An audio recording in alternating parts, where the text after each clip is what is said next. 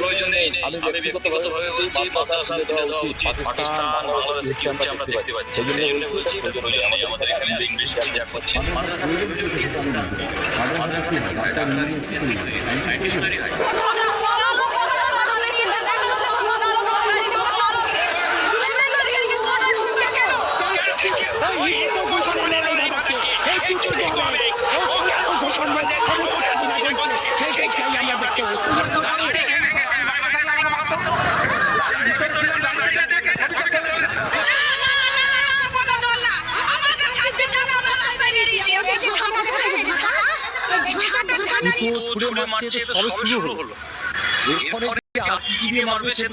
পশ্চিমবঙ্গে নাকি কোনো মাদ্রাসার প্রয়োজন নেই, মাদ্রাসা থেকে নাকি জঙ্গিরা উৎপাদিত হয়, এরকমই মন্তব্য করেছে